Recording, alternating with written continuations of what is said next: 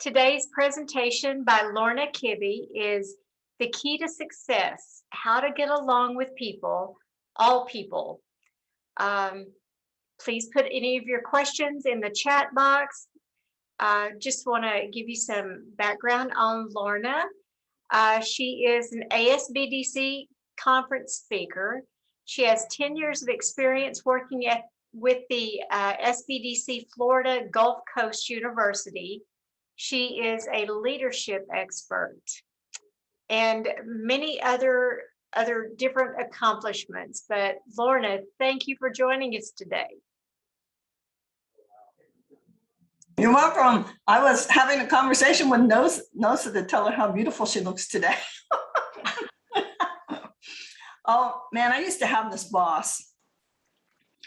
I don't know what it was about this boss, but we clashed. You ever had a boss like that, or someone you know that you're like, it was so uncomfortable, you know? She used to drive me a little bit crazy because, I mean, y'all know me by now. You know I'm really nice and I'm a great person. Like, what's her problem, right? I wasn't really sure what she had against me. I thought it was very strange. But one day I went to this training and I came back from the training realizing that, maybe it's not me. Maybe there's more to this, because in the training they were talking about how people have different personalities and sometimes, you know, these personalities are just natural. And I'm like, yeah, I don't know. So I tried, you know, for a while to like look at it a little differently. But one day I went in, there was something and she just went off on me, like, you know, boom, like nothing. She never asked like, how are you or anything like this. She just went off about this project. And I looked at her and said, no, wait, you gotta understand. I'm the idea person. I'm the big picture person. I go in with my employees. We talk about ideas. We brainstorm it. We come up with a big idea and then they do it. You know, I want them to do it. I want them to be involved in everything that I do. I want them to do it. And so I give the big ideas and the inspiration and the motivation, and then I turn it loose on them. It was the first time I ever heard her be silent for more than like 2 seconds. She went completely quiet. She said, that explains so much. Because you see, I'm the kind of person that I just want to do it. I just want to get it done. I don't really want to take time to involve other people. I just want it done. And I'm like, I know, that's why you're typing an email at the same time that you talk to me. Now, I have been fascinated with personalities and relationships my whole life. Of course, we all have, because we're human, but that was kind of a moment for me, like when someone expressed to me, that explains so much. When she took a minute to stop and understand where I was coming from, that really meant a lot to me. And it kind of started me on this whole journey of disc theory and relationships and trying to get along better with everybody, because you know what, that's a really important part of being a professional. And you know, this whole series has been about your professional image. Well, understanding how to get along with other people is a huge part of this, because not everybody's as nice as me. Wait a minute, did I say that? Yeah. You know what I mean? Not everybody's the same as you, right? Not everybody sees things the way you do, but that doesn't necessarily mean that it's personal or that it's about you at all. So today what we're going to do is we're going to talk about how to improve relationships with everybody. When you leave here today, you're going to walk out of here going, wow, that's how I can fix this. That's how I can have a better relationship. I promise you that what I'm about to show you even works with like your mother-in-law. Yeah. I have a really good relationship with my mother-in-law. So this works for everybody, but especially today we'll focus on your coworkers, of course. So everybody can see my screen now?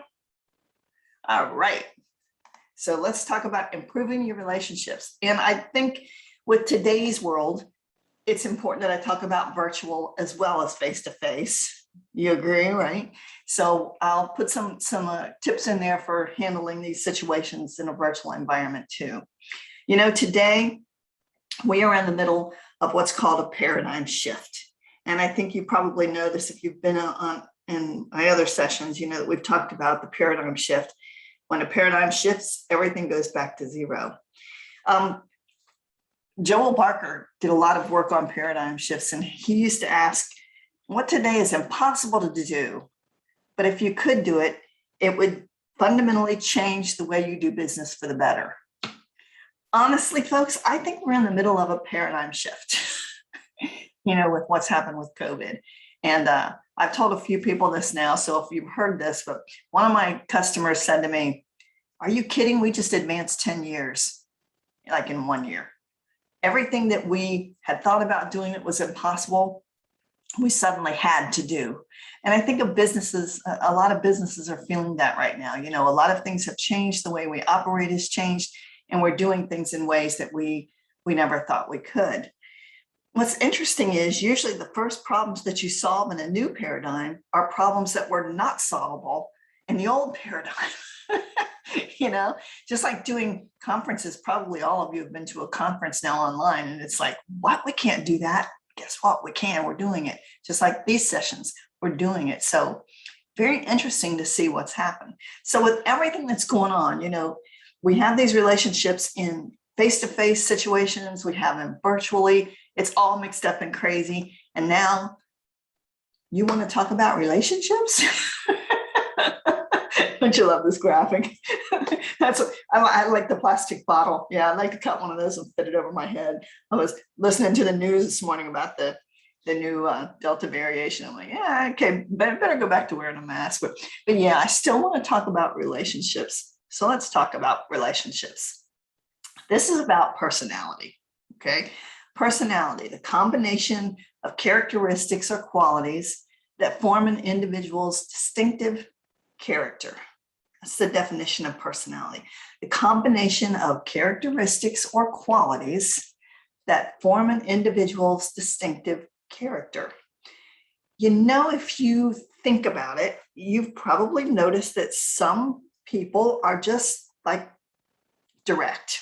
That was my boss I was talking about. She was very direct and to the point. The best conversation with her happened in bullet points. Some people are just naturally very direct. Then some people, like this cute little girl down here, just kind of creative, just kind of play to their own tune and, very optimistic and upbeat and, just seem to be loving the world, right? People like that. And then some people like this little girl, she's just naturally sweet and loving and cares about everyone, right?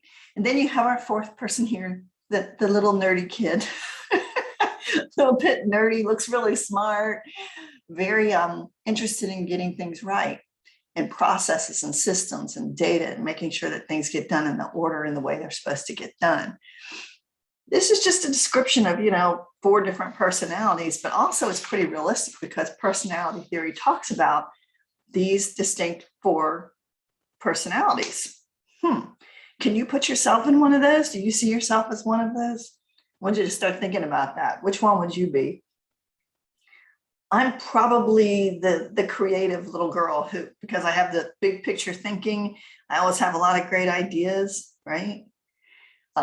So where are you? I have 2 dogs, and I'm pretty sure that I know the 2 dogs which personalities they are. My one dog, my Cocker Spaniel, is this, all loving and sweet and cuddly. And the other one is a total train wreck. All excited all the time, all up in the air, just a lot of energy. So you can think about yourself and start to think about your coworkers too. Can you see where they fit in this? Really, the best way to know what personality you are is to take an assessment. Now, I imagine some of you have done this because there's a lot of different assessment versions out there, right? Enneagram, Caliper, there's a lot of them. Strengths Finders is kind of a personality thing. I've seen it done with colors. I've seen it done with animals. It was actually Hippocrates that first kind of stumbled on this in 460 BC. He suggested that humans had a persona, which is a personality that was comprised, according to Hippocrates, of 4 distinctive elements. So the 4 elements seem to have started way back then. And then in the early 1900s, it was Carl Jung who proposed that there are only 4 human personality preferences, only 4. Sensing, intuition, thinking, and feeling were his 4. And then in 1928, Dr. William Marston published a book called, and I love this title, it's great, The Emotions of Normal People. The Emotions of Normal People. And that led to development of the entire assessment industry, which I'll say a little bit more about. So maybe you've done this one. This is one of the most popular, Myers-Briggs. Have you done this? And Myers-Briggs, interestingly, was created by two women. Did you know that? It was created during World War II, and here's why they did it. Oh, it was Catherine Briggs and Isabel Briggs Myers. They were very concerned about women's issues in the workplace because, until World War II, a lot of women had never been in the workplace, in the workforce. And they were trying to find a way to help empower women so that when they went for job interviews, they could verbalize their skills because they had never had any tools for that in the past.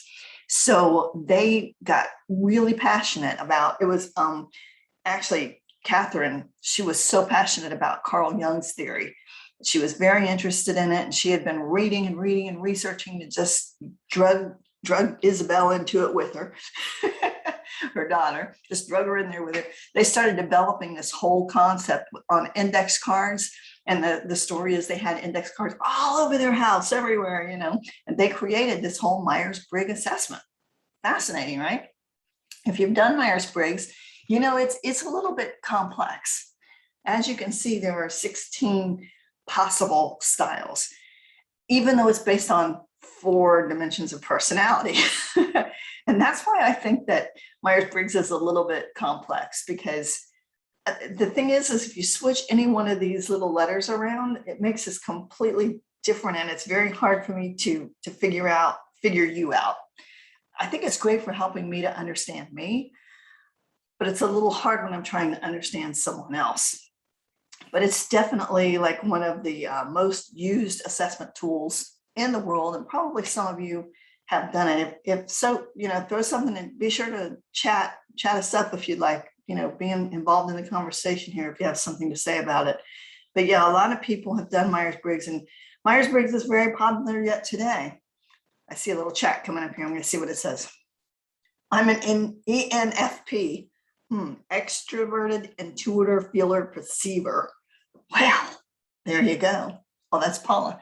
So see, Paula, what you just did though is really amazing in your chat, believe it or not, because most people can't remember their 4 letters. That's one of the things that it makes it so complex. Whenever I look at this, I always have to go back. I actually made myself a Post-it note with my letters on it because I keep forgetting them. I see Mandy has raised her hand. Mandy, comment? Unmute yourself and. No comment. I'm just going to say I was INTJ. Oh, you know your style too. That's great. I'm proud of you guys. Yeah, I don't know. I think it's a little complex, but it definitely has a lot of value for us in understanding ourselves. So it's good. My favorite though, I'm honest about this, is DISC, and probably some of you have done DISC. I'm a licensed DISC provider. I'm very passionate about it. This was the training I went to where I first discovered that, wait, maybe it's not personal. Maybe people really do have personalities that are naturally inborn, and they don't always go together. Now, like I said, this was originated by William Marston, Dr. William Marston, the guy who wrote the book, The Emotions of Normal People. And he didn't set it up to be an assessment thing. That came later, but this was his theory. And he's a really fascinating character because he, it's funny how these things have things in common, like the Myers-Briggs was developed by 2 women, and Marston was a huge women's advocate. As a matter of fact, you may know him because of another really amazing thing that he did. He invented the polygraph machine. He got DISC theory going here. He was a Harvard professor, but here's the big thing. You ready? He invented, drum roll, Wonder Woman. Yeah, Dr. William Marston was the inventor of Wonder Woman. And if you want to have some fun today, go check that out, because you'll see a lot of symbolism about women's rights, and you'll see a lot of DISC theory in the character Wonder Woman, really fascinating. But the way DISC works is there are 4 styles, which makes it a lot easier for me to understand you, because once I know my style, if I understand the characteristics of your style, then I know how to flex my style and behave in ways that will make our relationship a little easier, right? So that's the whole basis of this theory. So very interesting. Really, I find this to be a very simple, complex tool. If you've done DISC, you know what I'm saying. It's like, on the surface, it seems really simplistic, but once you start understanding what's going on with this, it explains so much. See, what was happening with my boss is she's this characteristic right here. She's the D. She's very results driven and focused on results, where I'm more over here. I'm someone who's active, fast paced, and outspoken, but I'm also accepting and warm. So I'm more of a people person. The I's and the S's are more people oriented, where the D's and the C's are more task oriented. So it gets really complex. So how do you get along with everyone? Good question. I think I can explain this whole theory to start with a cartoon. I use this cartoon to explain it because I think what's amazing about this is, and full credit, this came from Harvard Business Review. I took it out of the magazine. It was done by Don Moyer. Full credit. I'm not trying to steal his stuff. I just saw this like editorial cartoon and I'm like, this explains personality theory. This really explains it. I can use this to help people understand the basics of personality theory. Not just Marston's theory, but Hippocrates and Carl Jung and all the others that have been researching personality theory for years and years and years. So check this out. In this picture, you have 4 people working on the same thing. This is like in your organization when you have your mission, your vision, you know, what you're all working to accomplish. You're all working to do the same thing, to accomplish the same thing, right? But you all come at it differently. As you can see, there are 4 different thought bubbles going on here from 4 different people. So look at the first lady. She's standing there. In her mind's eye, she's saying, you know what? We can do this better than anyone. She's holding a piece of puzzle on her arm, but she's also has one for you because she wants you to be involved. She says, come on, you know, let's get creative. Let's figure out how to do this. We can do this together. We can be the best of anybody. So she's like wanting everybody to get on board with her and brainstorm about the best way to get this thing done. Her coworker in the next little block, you can see that he's holding a piece of the puzzle up, and in his mind's eye, he sees that bottom line result. He's like, you know what matters is that we get this done on time, on budget, the way it's supposed to be. Let's get it done, whatever it takes. The third guy, I call this guy the all about the love guy because he, as you can see, is not so concerned about getting it done as he is about the people that are going to do it. You see that? He sees, when in his mind's eye, he sees him leading all of his people to get this thing done together. He's standing on his puzzle. He really wants to get the people involved first. So he's thinking, let's all get along. If we all get along as a team, we all worked on this, we can do this. It's not important that we rush it. It's important that everybody's on board. Fourth guy, let's get this right. You can see in his mind, that puzzle is put together, already has that puzzle glue stuff on it, holding every piece in place exactly the way it's supposed to be. So he sees it done, all right? And it's right, it's perfect. Okay, so stop for a minute now and think about yourself. Which one are you? Give me some comments in chat. Let me see if you're getting this. Which one are you?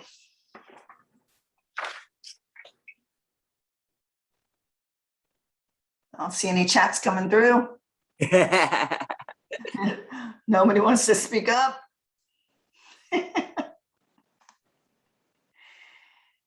So which of these best reflects your personality? Oh, there we go. We got some coming out. All right. Let's get it right. Let's get along. Let's get it right. Let's get it done. So even on the call, for those of you that are answering, and I appreciate it, you can see we have diversity in our audience here. We're different. And that's what personality is all about. So if you can see which one of these you think is you, the next question is, which of these styles is difficult for you? Which one gives you trouble? Like for me, I was having trouble with my let's get it done boss because she seemed rude and like she wasn't that interested in me. Others were easier for me, but that one always seemed to be a hard relationship. Do you have a coworker or an employee or maybe a significant other or somebody in your life who is maybe a little more difficult for you? So hold on to that. Let's get creative, but it is the right way. Hold on to that because what I'm going to do now is go through each of the personalities, talk to you about the traits, and talk to you about how to get along with each of those different personality types. Okay, because this is about how to improve your relationships with everyone. So I'm going to show you right now. So let's start with the creative type. Creative, oh, we love them. They are very optimistic. This is my type, I confess. I used to go into work and I would have employees say to me, why are you so optimistic? Everything is awful. Turnover is ridiculous. We have no money. We can't do our jobs. Life is really bad here. Why are you optimistic? And I had a hard time answering the question because I just naturally am. So if you're this type, you know what I'm talking about. I'm just naturally optimistic. And sometimes people take that as fake.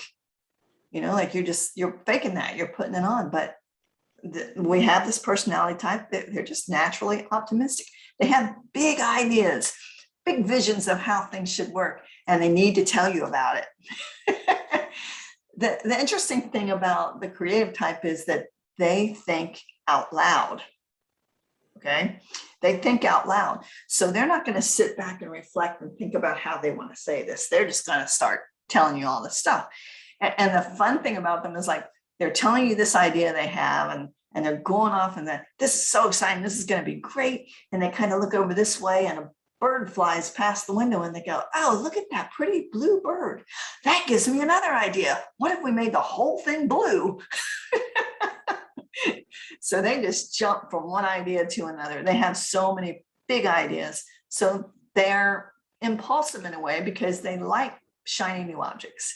You know, they like new things, which means they're not always great about following through on everything because they get so excited about the next big idea, the next big project.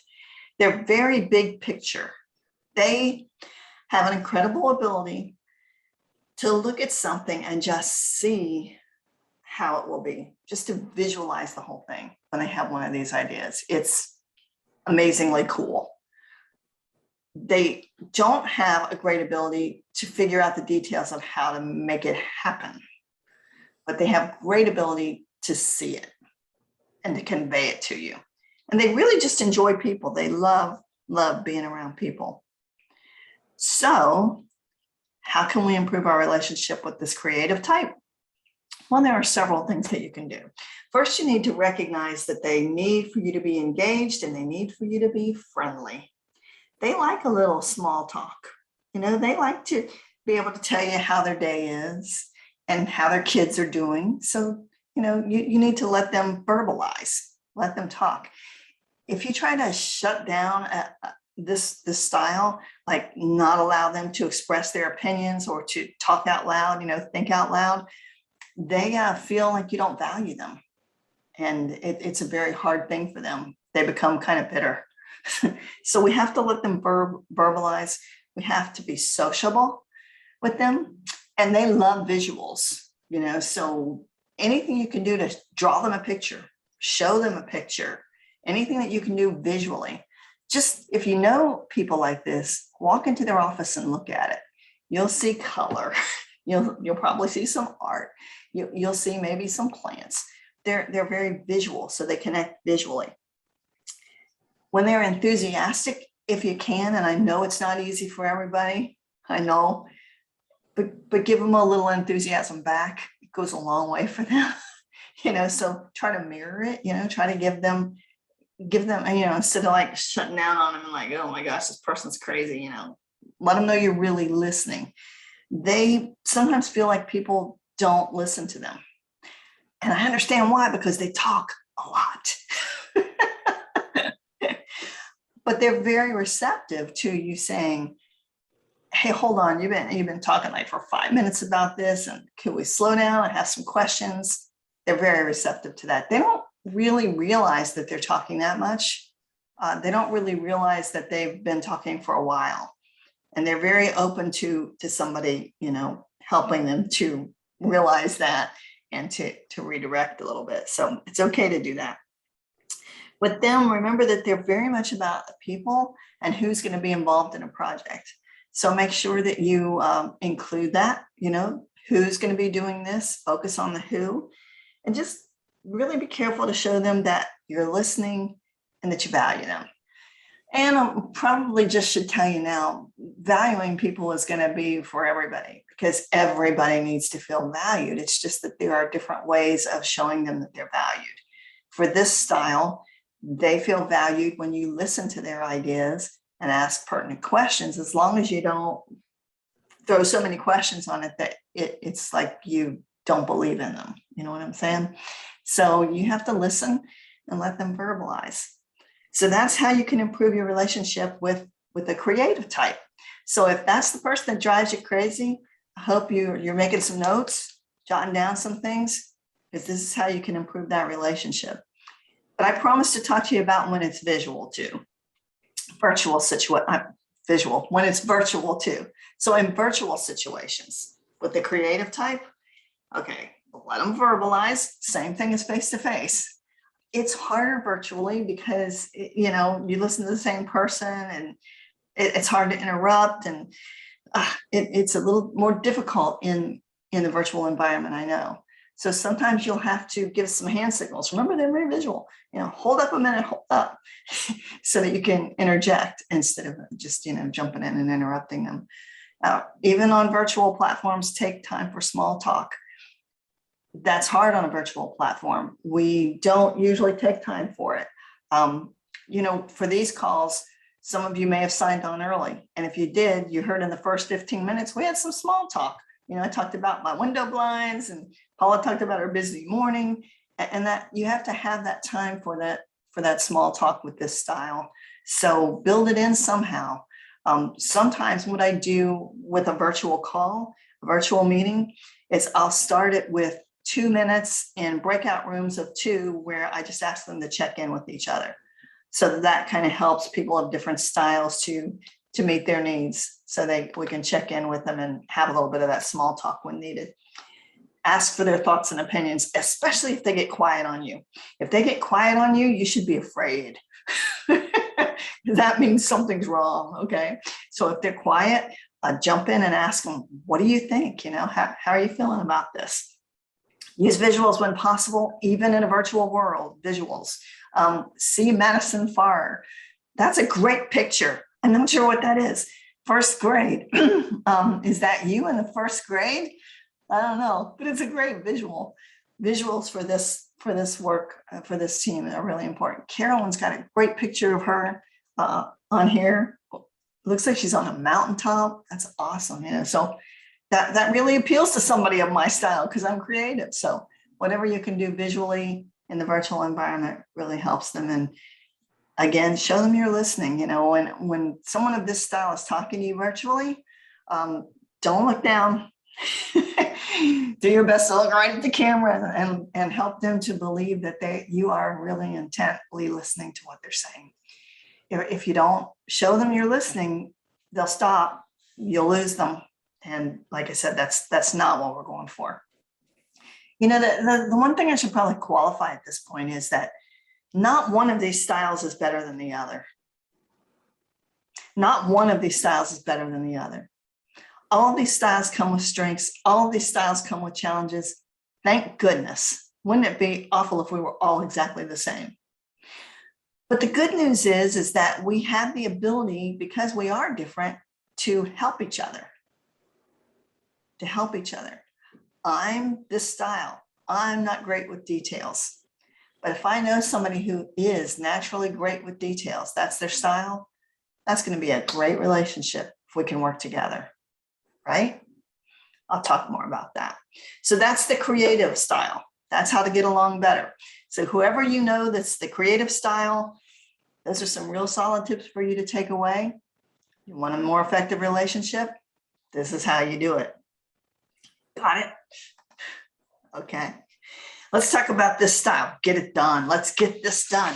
This is a tough one. This is a tough style. And yet it's so valuable because we really need these people to drive results. We really need them to help us to get things done. So interestingly, for those of you who are business owners, you may have some customers that are of this style. The creative style and this one, to get this done, are kind of heavy with entrepreneurs, believe it or not. So that's interesting. And a lot of times your customers will be of this style. So this might help you with that, because sometimes they just seem so direct and almost rude. Honestly, I tell this story about a business owner that I met. He wasn't a business owner. He was a new executive in a health system. And they asked me to come in and work with him because he was having trouble getting along with, well, everyone. And I'm sitting in his outer office waiting to meet him for the first time.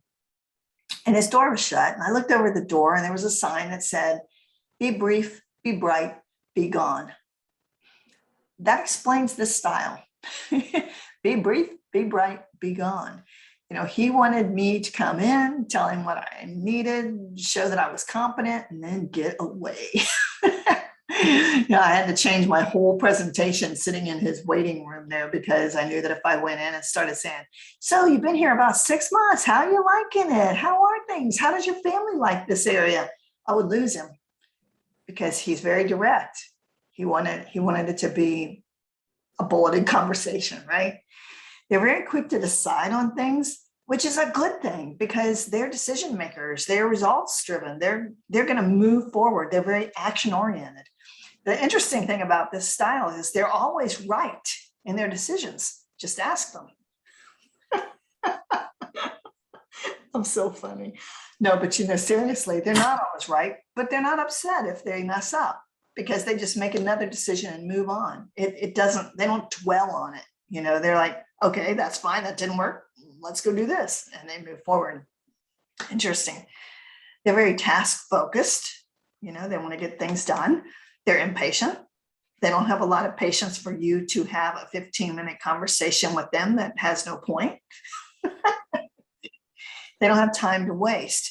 So when you walk into their workspace and you just start talking, forget about it. You're not getting anywhere. They need a minute to get out of their headspace that they're in and move into what you need, because they really focus and they really work productively and effectively on whatever they're focused on. When you try to change the focus, you have to give a minute to do that. They don't really just easily switch. They're in charge. They're like I said, they're very direct and they're very action oriented. And I said that. So this style is tremendously important. We really are so happy that we have people in this style, because they help us make decisions. They drive us forward. They help us to get results. Sometimes they come across as being a little bit brash, a little bit rude, a little bit direct. You need to know this is not personal. This is their personality, and it's good. I'm so glad that we have people that are helping us towards results. I've worked in companies where they had nobody of this style. And the reason they brought me in is because they weren't getting anywhere. They weren't getting anywhere because they didn't have anybody who would make those decisions, who would help push them forward and drive results. So already you can see it's really important that we have people of all these styles in our workforce. We need to embrace it. The more different styles we have, the stronger we're going to be. So let's talk about that. How do we improve it? Let's talk about how to improve it. I think I talked about this a little bit already, but the first thing is be ready when you go to meet with them. Be ready, be confident, and give them the directness back. Be direct with them. Be brief, just like the sign said. It works really great to come in and say, Mel, I need to talk to you about 3 things. It'll take 5 minutes. Can I have 5 minutes? And what I have to be ready for is Mel to say, this is not a good time. Can you come back in 10 minutes? And walk away, come back in 10 minutes and not think twice about it, because I'm going to have a much better conversation with her if I give her that time that she's asked for. And then I come back in and I honor it. Here are the 3 things. 5 minutes are up. Now, if she wants to talk further, fantastic, we will. But you let her off the hook by letting her know exactly what's going to happen, because you don't want to waste her time. You don't want to waste time with this style. Focus on what is it that you want? What is it that you want to achieve? What is it that you want to do? That's where they're coming from. And if there's a problem, the worst thing you can do is go in and say, oh, Jeff, we have a problem. This is terrible. I don't know what we're going to do. It's affecting everything. Jeff wants you to come in and say, Jeff, here's the problem, and here's what I'd suggest we do. Then he's a happy camper. You're going to get much further with Jeff if you speak to him that way, if he is this person that's really about being direct and getting it done. Yeah. I'd love to know if this is helping you. So if you want to put some messages in chat, I'd love to see them. Anybody want to interject here? Then I'll keep rolling. Let me talk to you about how to handle this in virtual situations. The get it done personality. Much like we talked about in face-to-face, the first thing is just don't expect small talk. They're not going to take time for that, because remember, they're very results driven. They're probably going to get to the point very quickly. And you're going to be sitting here going, depending on your style, you'll be going, whoa, what? What just happened? Because they're going to get right to it. Watch out for missing information, because in their minds, they already have the solution. They've decided what we need to do, and they're not always going to think to take time to explain the why, which is very important to most of us in our styles. So watch out for that. And they're perfectly receptive to you saying, whoa, back up. Could you help me to understand this piece? But you have to be willing to do that. The thing is some of us with our style, we're intimidated by these folks, and we don't want to, speak up like that, which in their eyes makes you weak. You have to be able to speak up to them and say, well, wait, could we back up? Could we talk about this? They'll respect you for that. And you'll be happier that you did it. So you need to do that. Expect them to be serious.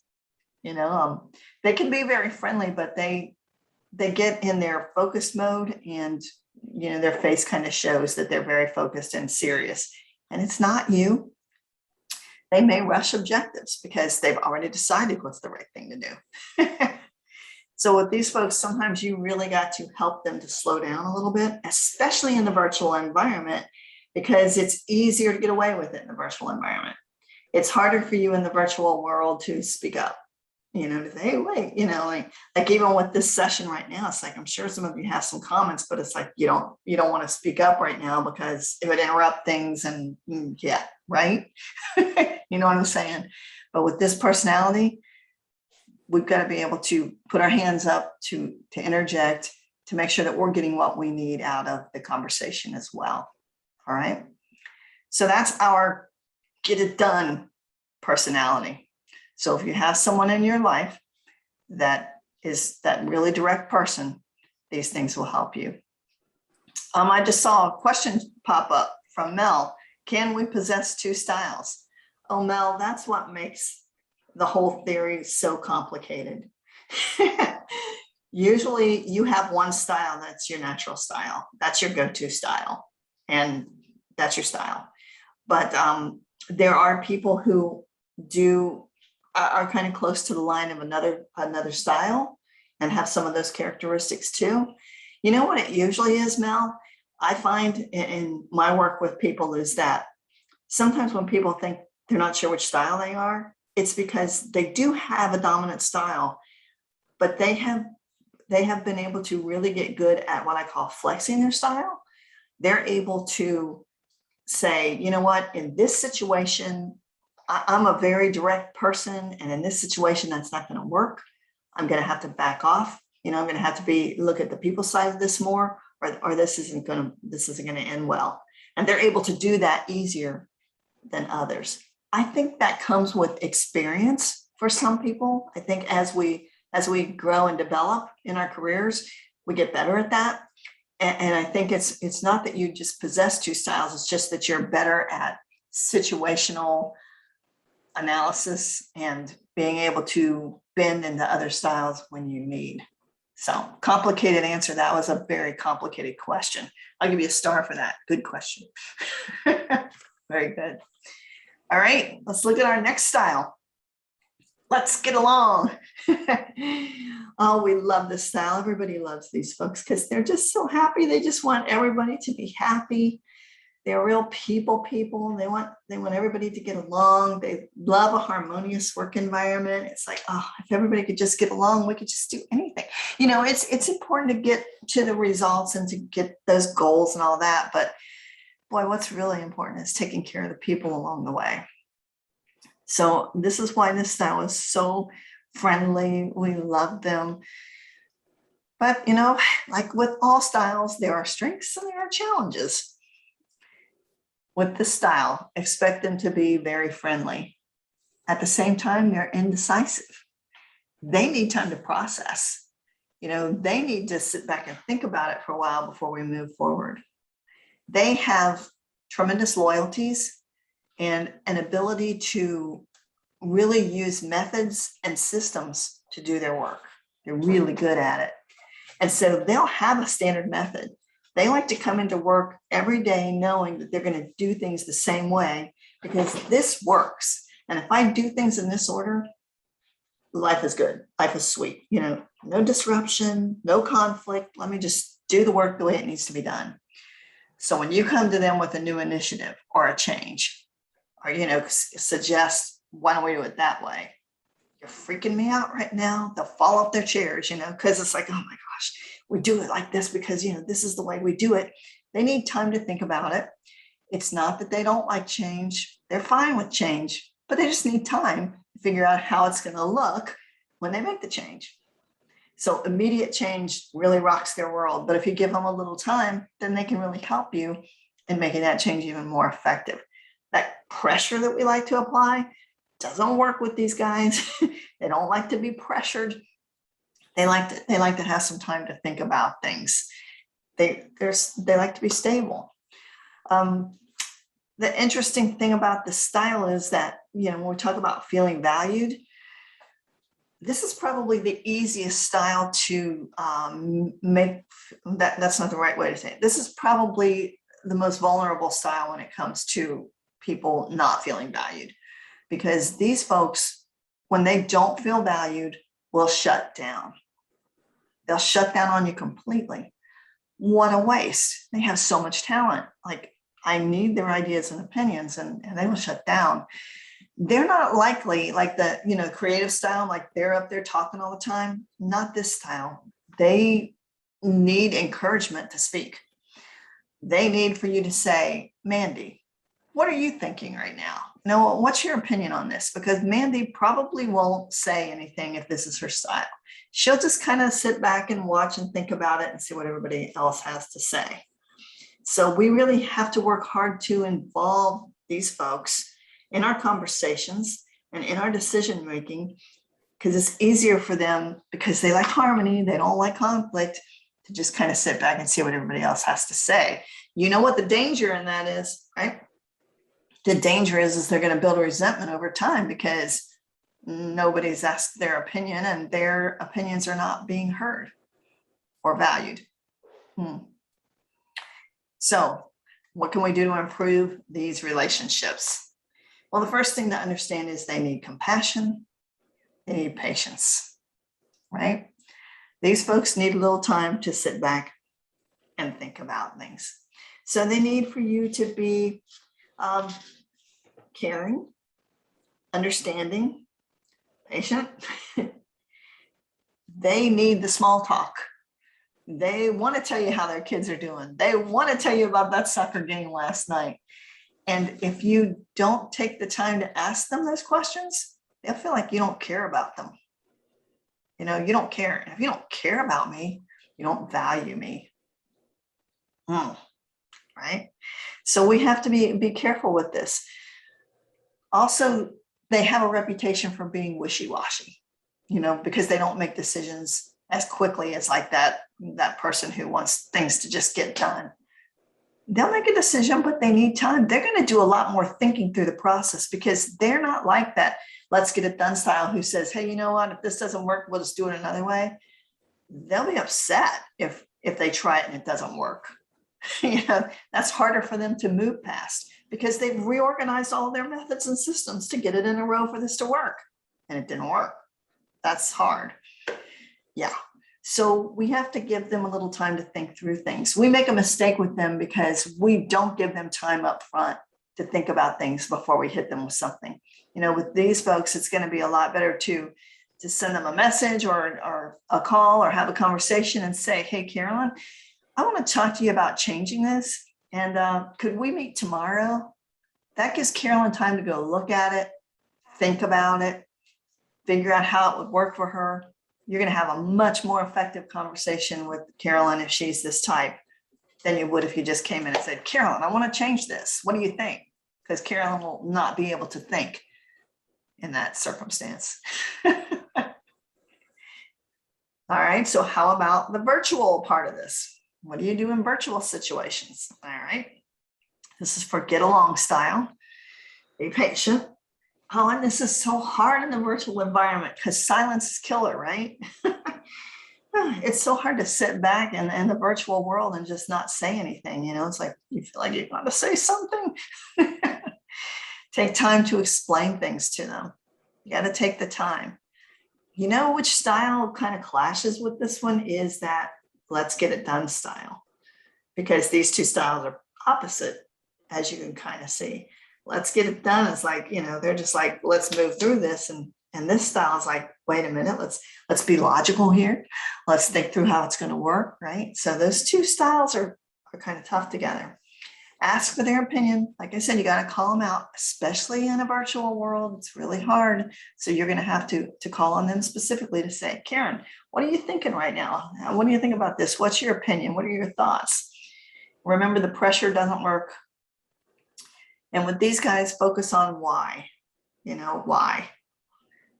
Why is it important that we do this? Why are we doing this? Why should we? Why are you even bringing this up? Show them you care. They need for you to care. And if they don't feel like you care, they're going to shut down. You know what's interesting about these styles is they also apply if you're a business owner and you have customers. You know, I mentioned that before, with maybe you have some customers who are that get it done style. These customers, you know, it's like you're trying to apply pressure. You know, that's a big sales technique. You know, if you do this in the next 10 hours, you know, you'll get a special deal. Not with these guys. That's like disastrous. You're probably going to lose it right there because they're going to say, I can't make this decision in 10 hours. I'm not even going to try. So see, this applies to everybody. It's like, whether it's your customer, coworker, or your peer, your significant other, if you can understand these styles and figure out how to just change your behavior just a little bit to bend into what they need. And then if they could do the same, wouldn't that be a magical world? But it has to start with you because you're here and you're the ones that are getting educated. Our fourth style, let's get it right. You know, what really matters is that we get this right, that we get things done exactly the way we're supposed to do it. You know, you remember, have you heard of IKEA? You know how IKEA comes with these little instruction books? You have to take everything home and put it together yourself. These folks are going to read that book before they try to put it together in detail. These folks know that there's policy and rules for a reason, and they're going to follow them. They're going to read them. They're going to know where they are. They're going to find them. They want the detail. They need the detail. And that's why the style for them that is opposite is that creative style. Because the creative style, remember, they're like, oh, here's a good idea, let's do it. But these guys are going, what are you talking about? How can you do that unless you do A, B, C, and D? They have a tremendous ability for systems thinking. Like, they don't think about just one piece of it. They think about all of it. They can see it. They can see, wait, you can't change this without changing this. And that impacts that. Isn't that amazing? What a great ability. So let's get it right. So this personality is very particular about things. You know, the other style was very methodical. These guys are just analytical, logical. It can change, but only if it's done in a specific order, the way it's supposed to be done, because it has to be logically arranged for them. Quality is the top priority. They do not like to fail. And if something is not done right, it kills them. Oh man, that's the worst. So when you are talking to them and you have a project they're working on and you have a deadline of Friday, and on Tuesday you go in and say, hey, can I get those results now? I need it now because the boss just called a meeting for Thursday. Kill me now. Deer in headlights. Cannot do. Even if it's done. The thing is, you gave me until Friday and I need time to look at it and make sure that it's all in order. I can't do that because I'm so afraid that if it's not right, I couldn't live with that. So you have to be careful with these folks in that kind of a situation with saying, hey, that project that's due Friday, like the boss called a meeting for Thursday. What do you think you could have ready for me by Wednesday that I could take to them? That's a much better situation. Now they'll have a little bit of time to think about how to do it and how to make it work. So quality is their top priority. They want the details and they would prefer, give me a guarantee. We're your customers. These are the folks that want a guarantee because they want to know that this is going to work a year from now, right? So this style is interesting because many people who have this style prefer to work alone. If you know anyone like this, they're not a big fan of like office meetings. They will look for excuses to get out of it because frankly, they have so much to do that, they need time to analyze everything. And that social time is uncomfortable for them, whereas the last style we talked about, they're very social. This style, no, this style is like, I would rather just be in my office by myself. So they'd rather be more isolated. So sometimes people think they don't like me. They don't even like to speak to me. Again, that's not personal. That's just their style. It's not that they don't care about the team. It's just uncomfortable for them to come to a meeting and, eat birthday cake with you guys. Just uncomfortable.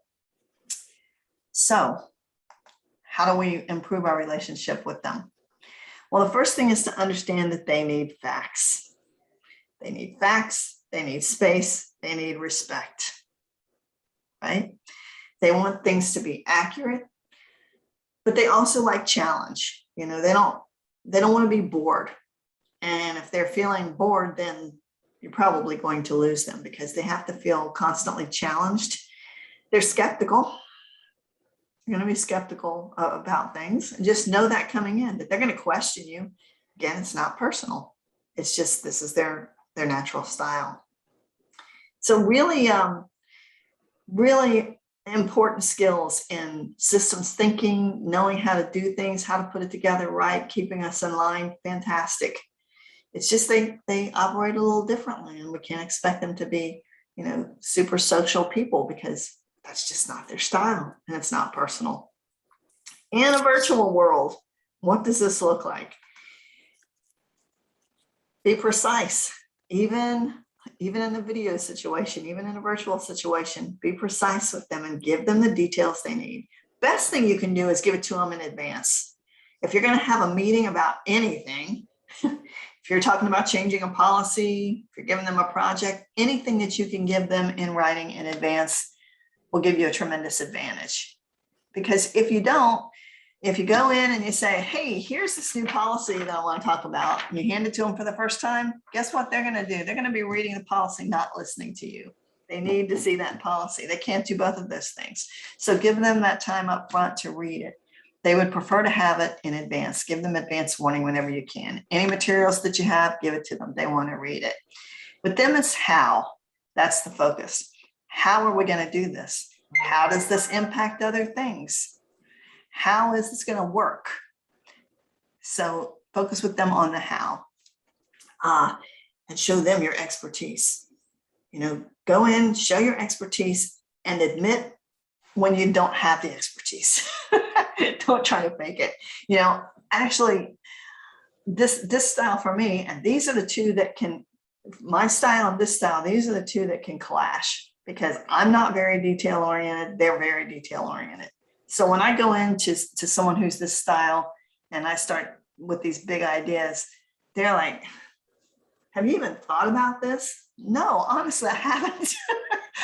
I haven't thought about how that's going to work, how it's going to impact another system, and how it's going to impact this or that, because I'm just so excited about this cool idea, you know? And when I can stop being upset because they're like throwing a wet blanket all over all my cool ideas and just work with them, they help my idea to be so much better, right? But it can be a natural clash because it's like, I'm more optimistic, I'm kind of emotional, you know, I'm expressive, and they're like, oh, you're giving me a headache. So in virtual situations, it's a lot of the same thing. Anything that you can do to give them advance notice of it and not put them on the spot so that they'll have an opportunity to prepare for it. How about feeling valued? These folks feel valued when you appreciate that they've done a good job. They don't need necessarily to be put in front of the entire team and say, oh boy, Lori did a great job on this. No, but they need to know that you appreciate what they did and that you've given them the space and the trust and the respect that they need to do a good job. So that's our get it right personality. See if there's any comments over here. I'm seeing this style usually have leadership role focus on due dates, legal, see work now, and what's coming up. Andy, this is the style we're talking about now? Yeah. Okay. All right. So the first step in all this, I have to be straight with you. The first step is for you to know yourself. So all the styles that I just described, you have to be willing to fess up to what your style is. Which one of those are you, and how are you coming across to others? So step one is to identify your own style. What's your style?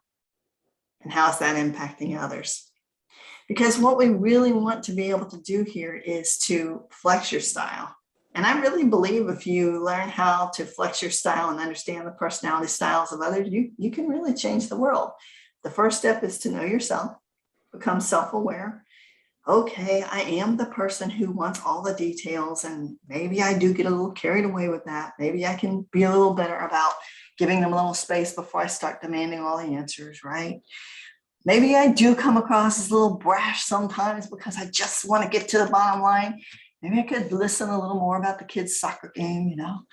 Okay, maybe I do want to talk too much about, you know, just the social aspect of things and people, and I could be better about coming right out and talking business and getting to the point and giving my opinions without having to be asked. Okay, maybe I am a little bit overly enthusiastic and I get a little carried away with my ideas, and I could bring that down a couple of levels, right? So if you're self-aware, that's first. And then if you could look at the people around you and get to know them and know that they also have the same things that, you know, I just expressed going on with them. They have different styles. And if you can recognize that and know this is not personal, this is not about me.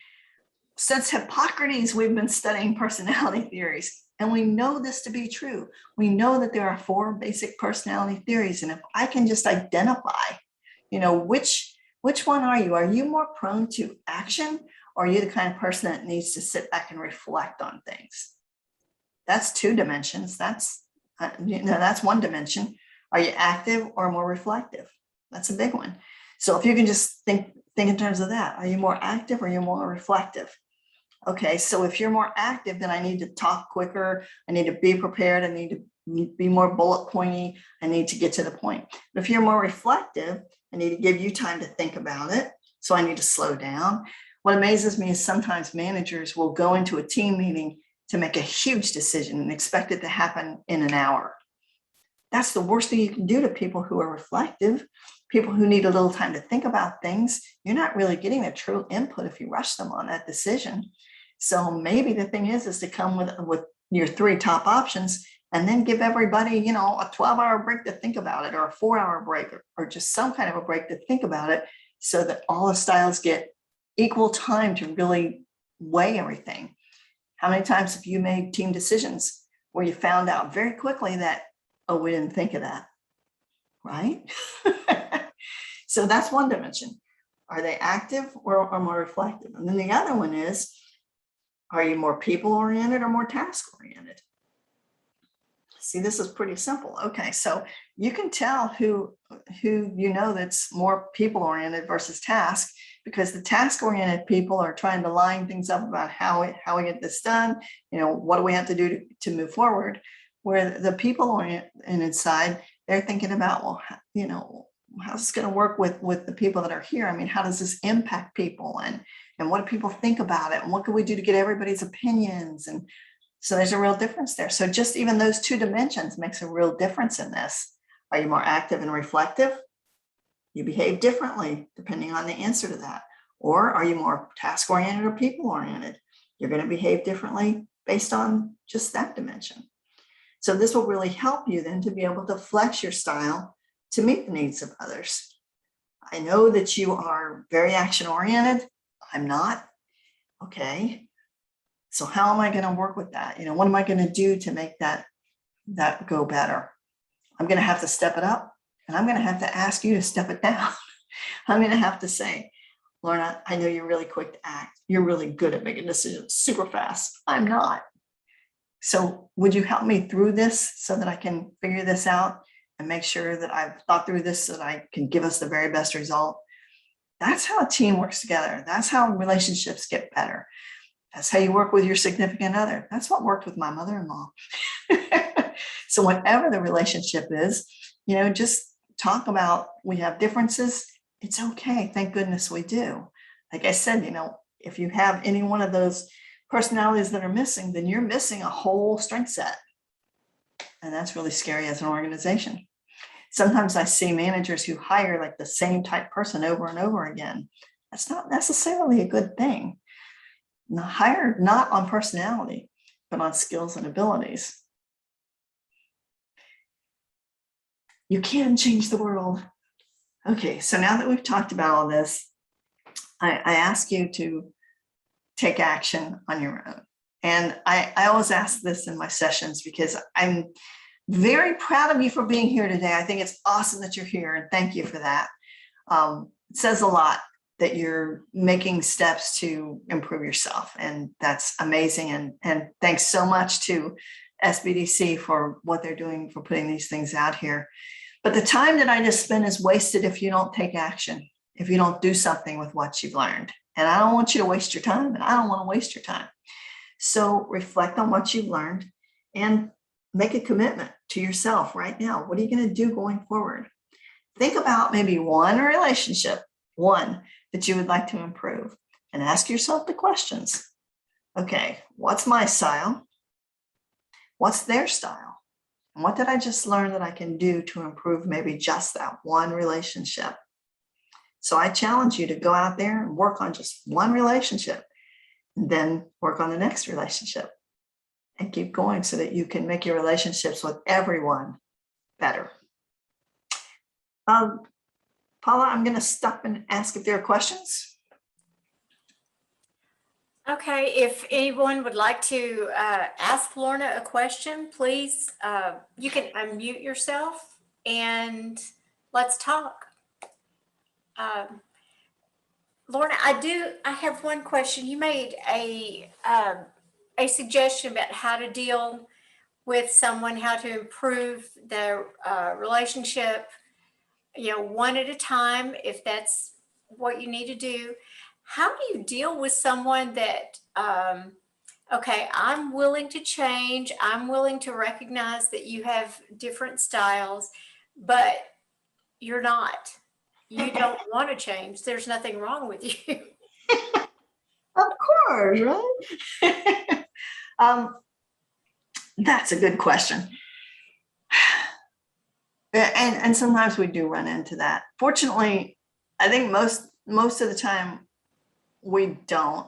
I mean, like with this boss that I had that I was talking about, that was a pretty tough relationship because she really was very set in her ways. And style the personality style can be stronger, and hers was super strong. Not everybody has a super strong style, but hers was super strong. And what people find, like what she found eventually, was that it didn't work for her in the long run. And just like the guy that I worked with who had the sign that said, "Be brief, be bright, be gone." I couldn't save him because he was not willing to bend. And he eventually lost that job because he couldn't get along with anyone.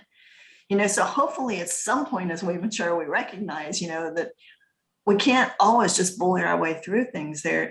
You have to be willing to flex to get the best out of others. And I think great leaders understand that I have to flex my style to get the best out of my employees, which means that I can't bully my way through a conversation or a project just because this is my style and you do it my way or the highway, right? Mm-hmm. So at some point, I'm afraid, Paula, that it does become a matter of self-preference and self-worth. What are they going to value and what are they going to do? And we do know people who won't bend from it and find situations where people tolerate it, but not often. And we know that we're not getting the best from the organization when that happens. Mm-hmm.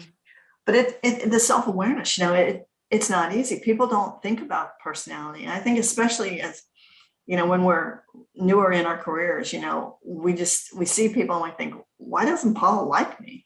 We don't think about, now, what kind of personality does Paula have? So I think the best we can do to educate people on this too is really important. I'm going to put a link down in chat that you can look at to get more information on DISC if you like.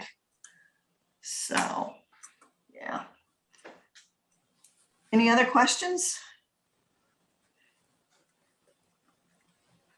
Let me see. Mandy said, like, email before meeting, download PDF or meeting outline and what the meeting is designed to accomplish. Feedback. Oh yeah, that's great, Mandy. That really is great for everyone. And when you do that, like if you email something before the meeting, download it and tell everybody, feedback's going to be needed. Here's what you can expect. Your personality, that is the one we just talked about last, which wants everything to be right. Let's get this right. They're going to come in with that thing dog-eared and highlighted, because they're going to have read it. The person who is creative will probably look up and say, "What? You sent an email?" So, and that's why I think, you hit on something really important here.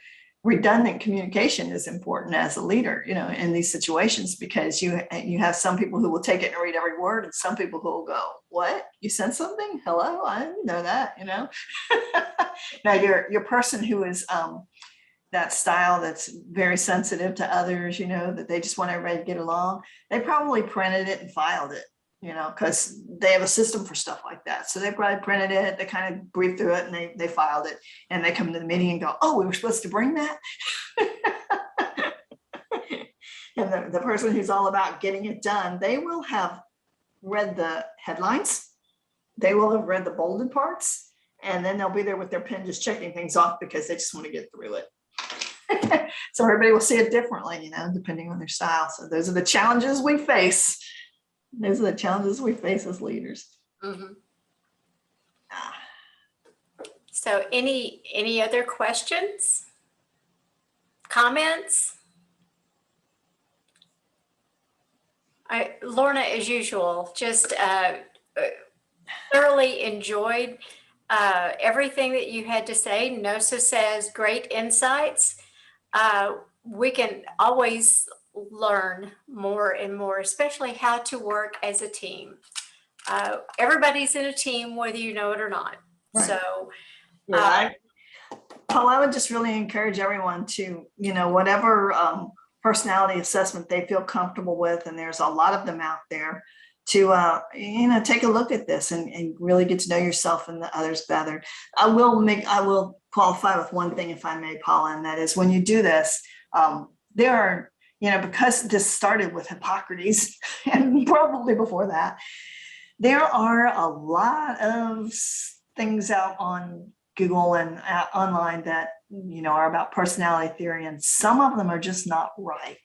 Yeah. So if you do go out there, like you can find a DISC assessment online, 10 questions, here's your DISC style, but it's not a validated instrument. There's no truth in it. It's fine, but it's, if you do a personality assessment, make sure, I would really encourage you to make sure that you use something that is well validated, and something that has follow-up resources for you so that you'll be able to understand the result of that assessment and use it going forward. one other question that came to my mind is, do you ever change? I mean, does your personality? Really good question. That's a really good question, Paul. I love that question. I'm going to give you a star for that before I even answer it. So my licensing is through Wiley, so I'm an authorized partner with Wiley with DISC. And I have a lot of research on this because they have a really great instrument that's validated, and there's a lot of research, and that, they're just top of the line.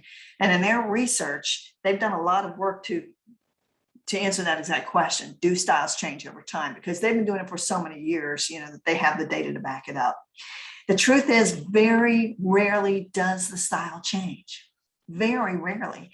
The only time we actually see a complete personality change is if there is a major life event so earth-shattering that it changes everything for you. It changes your values, it changes the way you believe, it just changes everything. Sometimes that's like maybe a death of someone close, or a complete change of career. You get fired and it's like you can never go back into that career again, and you just change everything. And a major life event, it can change, but it's really rare. But what we do see is, I think, was that Mel a while ago talked about, can you have two styles? I forget who asked that. What we do see is people's style becomes less strong because they are more aware of the need to flex it situationally. They're more aware of the fact that, yeah, I'm this full-on be brief, be bright, be gone person, and that's not working for me. Yeah, I got to tone that down. And so it may be less forceful, it may be a little less strong, but it doesn't typically change. Isn't that interesting? Sometimes when I do the DISC assessment, somebody will, I've had this happen a few times, somebody will contact me and say, I don't like this. It's not right. I wasn't in the right frame of mind. This is not my style. They're in complete denial. And I'm like, okay, let's take it again, which is not free, but I don't want them to think that, their assessment's wrong. I've never had their style change ever when they've done that. And there haven't been too many times, but they're never, the strength of their style may change a little, but it's never changed. So I think we're all we have this basic natural style. And unless something really earth-shattering happens in our lives, that's pretty much our style. Wow. Yeah. That is enlightening. I found that whenever I did the Myers-Briggs, I was reading the results and everything, and it came to one area. I went, that's not me. That's not me at all. Something about liking puns or something. I said, that's not like that. That's not me. I'm driving down the road and I see something that is so ironic. It became a pun, and I laughed and laughed and laughed and went, oh, maybe I do. I don't know. That's so funny. Yeah, I always tell people, if you disagree, go to somebody you trust and who loves you and say, this is what it said. Can you believe that? See what their reaction is, My daughter said, yes, Mom. But that is one of the downfalls of personality assessments, though, Paula, is that if you really want to work that thing, you can, I mean, if you want to sway the results, you can. I had somebody do that to me, actually. They completely swayed the results because they didn't like where it was going. And their boss called me and said, this is not their style. This is wrong. And I'm like, okay. So I called him and said, your boss says that this is not your style. Well, I tell you the truth, I know what my style is, and I didn't want him to know what my style is. So I answered the way I wanted to. That shocked me because I had never had anybody do that to me. But yeah, I mean, if you really want to sway it, you can.